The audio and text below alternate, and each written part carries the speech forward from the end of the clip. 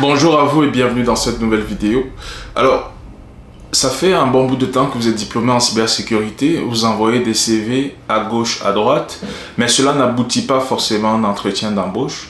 Il y a comme une sorte de disparité entre la vulgarisation de la pénurie de la main-d'œuvre sur le marché de l'emploi et le besoin réel. Ça veut dire que le besoin théorique et le besoin pratique ne sont pas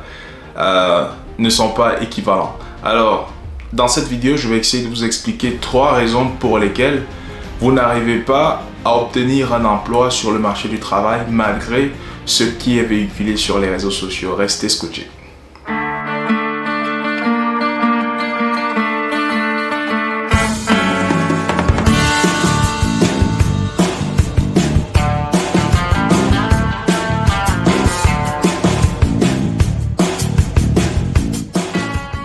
Alors, la première chose à regarder, c'est que dans l'entreprise en général, il y a plusieurs corps de métier, dont la cybersécurité en fait partie. Parmi ces corps de métier, nous avons des corps de métier qui rapportent un retour sur investissement direct pour l'entreprise. Je prends l'exemple comme le marketing ou les ventes. En tant que chef d'entreprise, si j'ai 100 000 $ à investir dans mon entreprise, je préfère, prioriser les ventes parce que je sais que si je mets 50 000 $ au niveau des ventes, c'est sûr qu'en fin d'année, on va avoir des ventes qui peuvent générer 2 millions de $ de chiffre d'affaires. Investir 50 000 $ en cybersécurité ne vous retournera pas forcément 2 millions de $ ou 500 000 $ en fin d'année.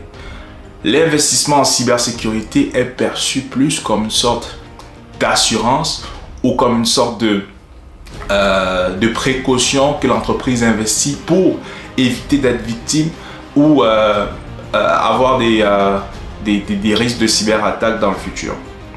De ce fait, la cybersécurité n'est pas perçue comme un corps de métier qui rapporte ou qui a un retour sur investissement direct pour l'entreprise. On ne peut pas comparer la cybersécurité à un domaine comme le marketing, la vente, les technologies de l'information. Il est à noter que généralement en entreprise, les technologies de l'information TI sont distinctes, dans les grandes entreprises bien sûr, sont distinctes. La cybersécurité, généralement la cybersécurité, tu vas avoir ce qu'on appelle un CISO et qui se charge de l'aspect cybersécurité au sein de l'entreprise. Et pour l'aspect technologie de l'information, tu vas avoir un Chief Information Officer, un CIO. Donc, c'est 2 domaines complètement distincts, mais dans l'entreprise, on accorde plus d'importance au domaine technologie de l'information parce que c'est normal aussi, parce que ça vient comme supporter les différents cœurs de métier de l'entreprise, la vente, le marketing, le management, la direction, tout ce qui est vital pour l'entreprise. Il n'y a pas un domaine dans l'entreprise aujourd'hui qui ne dépend pas des technologies de l'information. Quand on a une panne peut-être de Wi-Fi au sein du travail, ça impacte pratiquement tout le monde. Tout le monde sait que il y a une panne au niveau des technologies de l'information. Par contre, la cybersécurité, il y a encore beaucoup de conscientisation à faire au niveau de la cybersécurité en termes de vitalité, en termes de bonnes pratiques, en termes de faire comprendre l'importance de la cybersécurité dans la vie de tous les jours, que ce soit sur le plan de la vie privée, que ce soit au sein de l'entreprise. Il y a encore beaucoup de chemin à faire à ce niveau. Alors, la cybersécurité est perçue comme une sorte d'assurance, comme une sorte d'investissement que l'entreprise fait sans toutefois obtenir un retour sur investissement direct, mais pour prévenir des risques potentiels de compromission de données qui peuvent survenir dans le futur. La deuxième raison pour laquelle il vous est difficile de trouver un emploi en cybersécurité, c'est parce que la cybersécurité touche généralement des actifs ou des aspects critiques de l'entreprise. Quand vous travaillez en cybersécurité, vous avez tendance à aller gérer des informations confidentielles, vous allez avoir accès à des informations sensibles qui touchent le cœur de l'entreprise. Du coup, c'est pratiquement difficile pour une entreprise d'engager un novice qui va rentrer et pourrait potentiellement causer des dommages, des erreurs, des problèmes d'inattention. Donc, les entreprises font généralement très attention en ce qui concerne le niveau d'expérience des candidats potentiels qui se pointent ou qui se présentent pour des postes tels que le domaine de la cybersécurité. La troisième raison, c'est parce que ça, c'est du côté de l'entreprise. Les ressources humaines qui sont généralement mandatées pour recruter des gens en cybersécurité n'ont pas forcément la connaissance nécessaire afin de recruter des profils en cybersécurité. Généralement, on a ce qu'on appelle des certifications ou des exigences pour passer le cap des ressources humaines. Vous allez voir sur la plupart des offres d'emploi en cybersécurité des certifications comme CISSP, CEH pour ceux qui font les tests d'intrusion.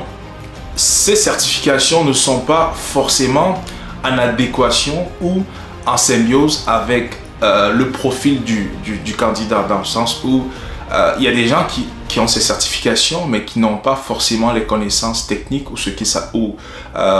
les qualités nécessaires afin de remplir ce poste.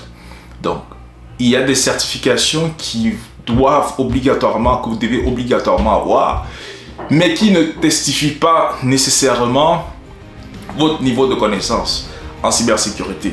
Et ce qui est à noter ici, c'est que dans le domaine de la cybersécurité, les meilleurs profils ne sont pas forcément ceux qui sont allés faire un master ou un doctorat.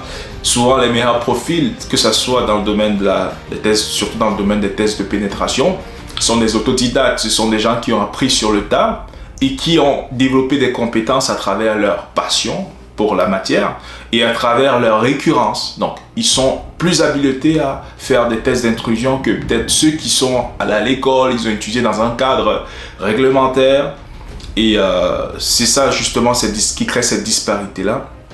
Au niveau des ressources humaines, ils se focalisent ou ils essayent de prendre souvent des références sur d'autres manières de faire, comment d'autres entreprises font pour recruter, mais cela ne reflète pas forcément la réalité opérationnelle. Sur le plan opérationnel en informatique, on a des profils qui sont très bons, qui sont très expérimentés, mais qui n'ont pas forcément ces certifications-là. Même sur le plan académique, il y a plein de certifications, il y a des certifications qui existent sur le marché qui vous forment de manière plus technique que les certifications exigées par des ressources humaines. Alors, cette troisième raison qui est la barrière au niveau des ressources humaines est souvent un détail qui fait en sorte que la plupart des candidats qui soit viennent sortir de l'école ou qui n'ont pas forcément les certifications requises vont faire un bon bout de chemin avant de trouver un emploi. Alors, toi qui viens d'écouter cette vidéo, selon toi, quels seraient les facteurs qui peuvent bloquer ou qui peuvent freiner l'obtention d'un emploi dans le domaine de la cybersécurité pour ceux qui viennent sortir de l'école et pour ceux qui sont déjà sur le marché du travail? Je te laisse répondre en commentaire.